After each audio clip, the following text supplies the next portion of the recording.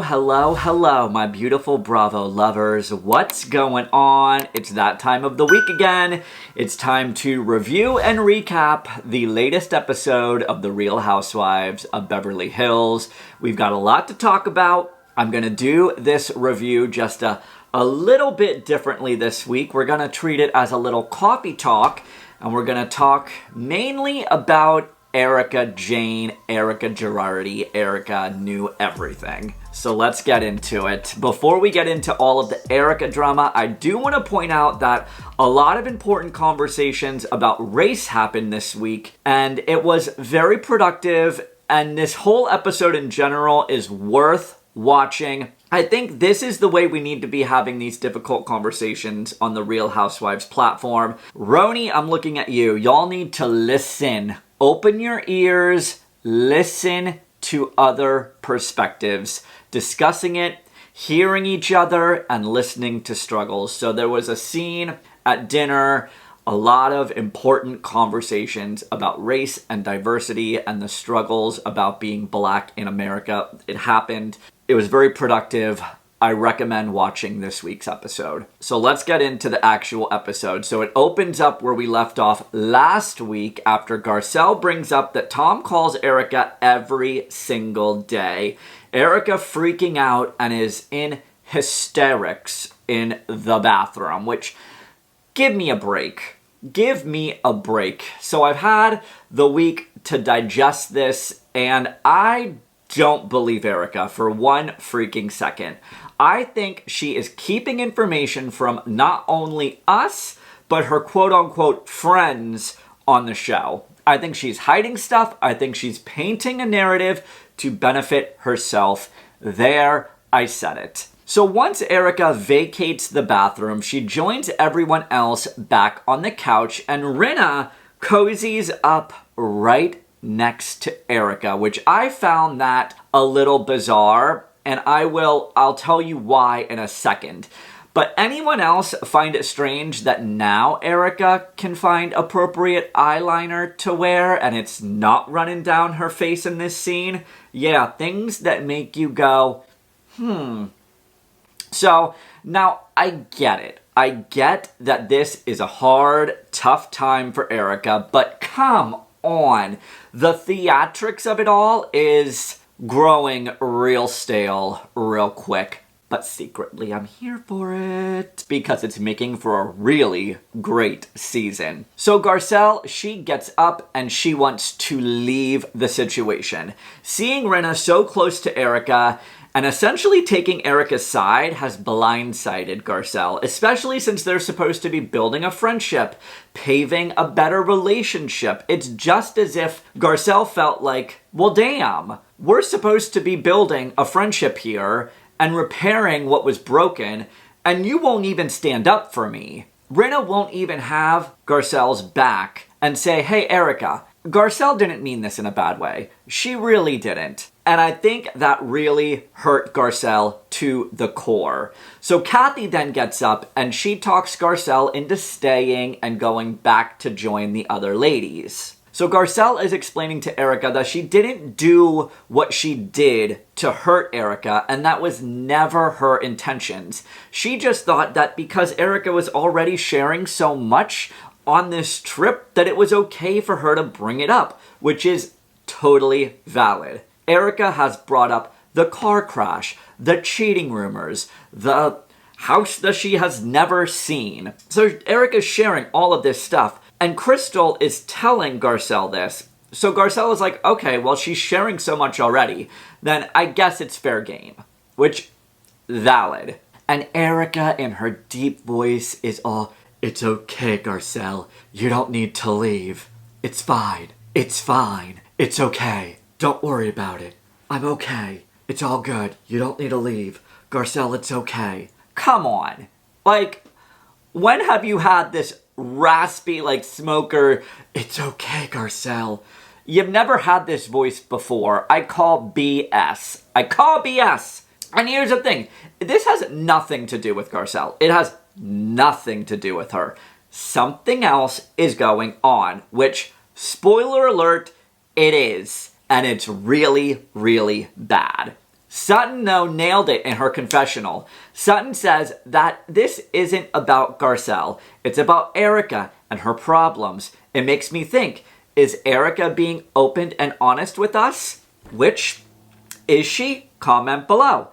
Let me know. And then just like that, after Garcelle is super emotional and is trying to explain that she would never do what she did to hurt Erika, Erika, all of a sudden, she needs to leave. And not leave to go back to the hotel. I'm talking leave to go back to Beverly Hills because she has, quote, things she needs to take care of. Okay, girl.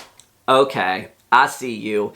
Is it going to be about the article that drops and you just don't want to talk about it with all the other ladies? There, I said it. We'll get to that in a second. So as Erika is leaving, Kyle, Dorit, and Rinna, they all go outside with her and rally behind her, leaving Garcelle, Sutton, and Crystal inside. And Garcelle, she feels like it's very sides. Taking sides. Lines are being drawn in the sand, which I mean, it kind of is. It's like you have Dorit and Kyle and Rinna all rallying behind Erika, and then you have Garcelle, Sutton, and Crystal left in the dust. Looks like taking sides to me. But Garcelle, she is super shook from all of this. And Sutton keeps telling Garcelle that she didn't do anything wrong, which Garcelle didn't do anything wrong. I don't personally think that Garcelle did anything wrong. When you have a girlfriend that's being so open and so honest, and you hear that information, you automatically assume that, okay, well, she's already talking about so much.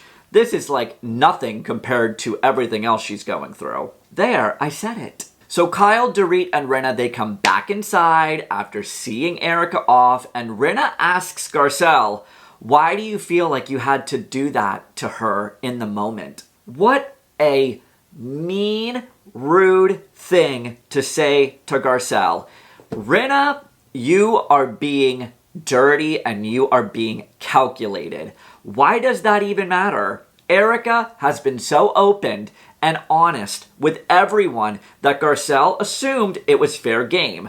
She didn't know that Erika told Crystal she didn't want to talk about it. And Garcelle even said, like, if that would have been relayed to me, I would have never brought it up, which she wouldn't have. Here's the kicker, though. Rinna tells Dorit, Kyle, and Sutton that she feels like it's not her job to ask Erika questions unless she wants to share it. Miss, own it, baby. Own it. Like, not wanting to ask questions? Rinna, that's the name of your game. You ask everybody questions. Rinna says that Garcelle needs to check herself as to why she does what she does. What? Rinna says that Garcelle is constantly throwing daggers at people, which I don't think is the case. Garcelle understands the assignment, and she asks people questions to better understand the situation. I don't think that's being shady, and I don't think that's being rude. That's just my opinion. Rinna says that Garcelle is someone that doesn't have your back. Girl, that's calling the kettle black. But here's the thing, Rinna is the queen of own it, baby, own it, and she pushes issues over and over and over again. Let us not forget all the crap she pulled with Denise last season, wanting Denise to be open and honest and be real with us and tell us the truth. And then remember Munchausen's, bringing up freaking Munchausen's with Yolanda? Kim, remember what she said about Kim? Kim is near death with her drinking and wanting Kim to be open and honest with everybody. So, Miss Own It, wanting to ask everyone else's questions and dig in everyone else's lives. Now, all of a sudden, she's like, I don't think it's our place to ask Erika questions. Get out of here. Thank you very much. Who do you think you are? God, I cannot. Rinna forces everyone else to own it all the time. But now she's sitting here making Garcelle own what she did to Erika, saying, we shouldn't be asking her questions. Yes, we should. Screw that. Someone needs to hold Erika's feet to the fire. And those two people, looks like they're going to be Garcelle and Sutton. So, Rinna is sitting there so smug, and it just really makes me so mad. Rinna says, "Make me understand why you did what you did." Screw you, Rinna, screw you. It just rubbed me the wrong way. It really did. So we have to move on from that.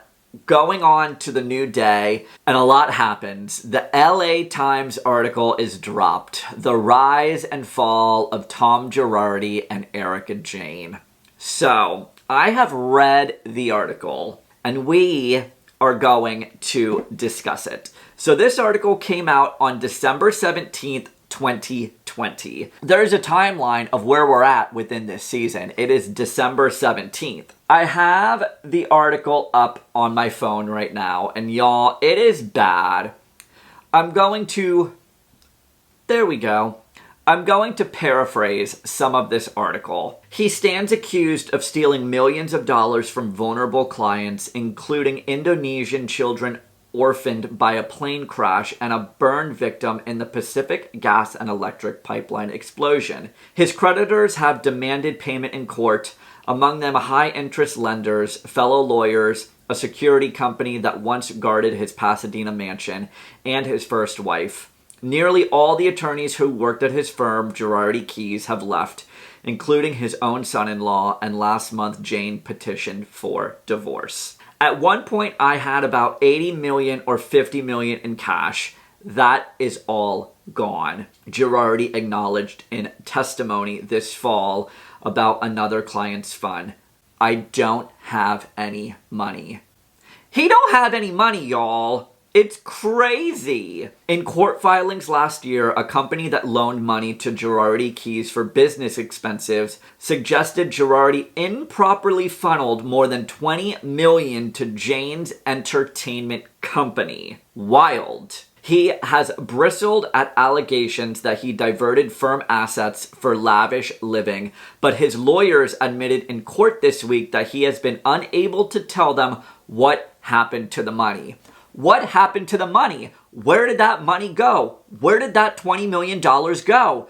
Someone please explain this to me. Law Finance Group, a Northern California lender, had access to some of the firm's records and didn't like what it was seeing. Company officials noticed, as its chief executive would later write in a sworn affidavit, that very substantial sums denominated as loans were going from firm accounts to EJ Global LLC, the company set up for Jayne's performing career. The amount transferred topped $20 million, according to the affidavit. It became frustrating and impossible to get the money, the CEO, Alan Zimmerman, recalled in an interview. After 9 months of demanding payment, LFG filed suit in 2019, alleging that money loaned to the firm had been spent partly on Mr. Girardi's lavish lifestyle. Girardi was enraged. "Your claim that I used 1 penny of the funds for my lifestyle is a total fraud," he steamed in a letter to LFG's lawyers. 4 judges called me after they saw the lying materials. Every one of them stated, the opposing lawyers, better not come in his courtroom. There's more. Girardi's first wife, with whom he'd split in 1983, revived a case that had sat dormant for decades to complain that her $10,000 a month alimony payments had stopped abruptly, court records show. Stealing client money is a very serious allegation for attorneys. Lawyers can be disbarred and even charged criminally for such conduct. In January, Girardi signed an agreement to pay the Rodriguez family $12 million, but after paying $1 million, he stopped. The family had enough. They informed state and local governments that they had a claim on Girardi's assets and put a lien on a $23 million settlement he had won for a double amputee injured in a car accident. This is freaking crazy. He continued putting on a confident face to people demanding money. Girardi touted his firm's representation of more than 8,000 plaintiffs in litigation against Southern California Gas Company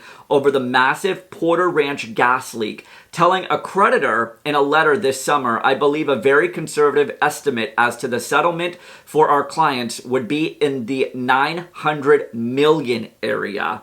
He left voicemails last month promising to make things right with the Indonesian clients. "We screwed up here a little bit," Girardi acknowledged in a call to one of the Chicago lawyers, adding, "I'm so sorry, this never happened before. Anyway, everything will be smoothed over on Thursday." It was not. This week, a federal judge in Illinois overseeing the Indonesian case ordered Girardi to appear before him to explain what happened to the $2 million due to the victim's family. One of the attorneys representing the crash victims, Jay Edelson, said in court that for at least the last decade, Girardi has been running his firm like a Ponzi scheme, meaning robbing Peter to pay Paul. It just makes me sick. What they do is when money comes in, they use that to pay previous creditors and previous clients. And then they wait till more money comes in, Edelson said. "I guess everything just caught up with them." U.S. District Judge Thomas B. Durkin asked Girardi why wouldn't everything be paid to plaintiffs upon receipt of the money. Neither Girardi nor two criminal defense attorneys he had recently hired responded. This is not good. And now they're claiming that he's so mentally unwell. The judge referred to Girardi to the U.S. Attorney's Office for Criminal Investigation. He also froze Girardi's personal assets and those of Girardi Keys, a step that appeared to have come too late. As one lawyer told the judge, the firm's operating account contained just $15,000. Hours later, Jayne posted a picture in silver stilettos, elbow-length mesh gloves, and lilac lingeries. She captioned the image, "Put me on your wish list." So that's the article. It is very, very damning, and it makes everyone really change their opinions towards Erika moving forward. They're all left wondering, is she being open and honest with us? Tom funneled $20 million into EJ Global LLC. The word Ponzi scheme was brought up, robbing Peter to pay Paul. And Sutton says that because the LLC is in Erika's name and was accepting funds from the firm, that's trouble. And if Erika received the money, that money should be going back to the victims. But here's the thing, there's no money. It's all been spent. Everything is gone. This explains Erika flipping out at Garcelle the days before and left in a frenzy because she knew about this article. She knew it was going to be released, and she wanted to get out of Dodge and not answer to any of the questions. And here's the thing, Erika through this whole season has not 1 ounce of mortification or sympathy for the victims. She's painting herself to be the victim. Girl, you're not the victim. The actual victims here are the people that lost loved ones, people that have had their lives changed forever due to horrific accidents. Those are the victims, not you. It's a lot bigger. There's a lot going on. And I think this is just the very tip of the iceberg. And it's been going on a lot longer than Erika has been leading on. And I think this is a Bonnie and Clyde situation. And they're in this together. I know they are. This article is implying that Erika is complicit and she knew what was going on.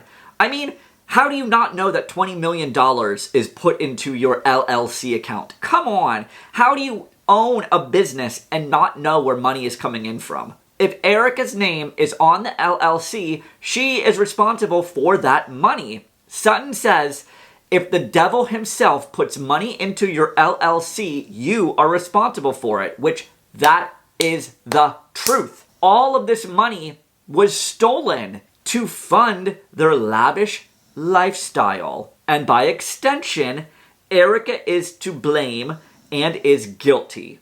There, I said it. Then the ladies go around the couch and Dorit is saying, oh, I've known Erika for 5 years. You've known her for 6 years. You've known her for 6 years. And Kathy looks dead ass right in the camera and goes, I don't know her. Because I've known her 5 years, you've known her 6 years, you've known her 6 years. I don't know her. It's almost as if we've not known her at all.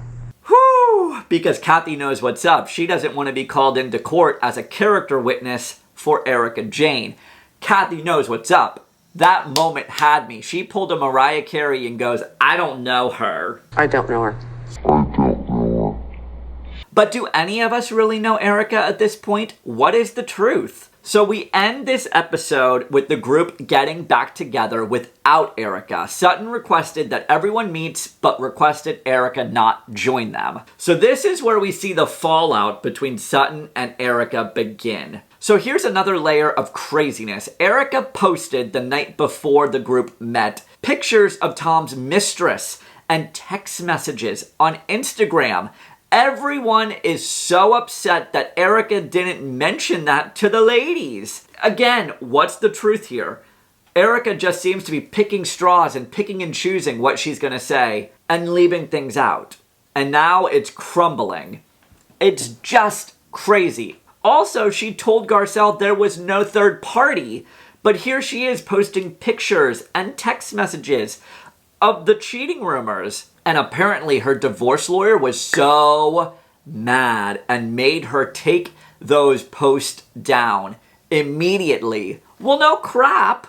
Come on. You can't be posting stuff like that when you're going through these major legal issues. So Sutton sits down and cuts right to the chase. Sutton has had a lot of reservations about what happened in La Quinta and what was said. Sutton sees right through the crap. She sees through it all. She thinks that her and the ladies are being placed in a bad situation. She says the stories that are being told are not adding up. She says, what have we gotten ourselves into? Sutton has questions and she's not sure how much she wants to be around Erika at this time. Meaning, Sutton also doesn't want to be around this. She doesn't want to be dragged into this. And I think the ladies need to be careful because this is some serious business. They need to be careful. And that is where we end this week's episode. So much is crumbling. The facade that Erika has put up for herself, it's crumbling down. And there's no other way to put it. What do you guys think of this week's episode? Do you believe Erika? Do you not believe Erika? Do any of us really know what's going on? I feel like I'm just living in an alternative universe at this point. Every week, something new is coming out with Erika Jayne. That's all I've got for you guys this week. Comment below, let me know all your thoughts, and we will talk Beverly Hills next week. Bye, guys. I'm out.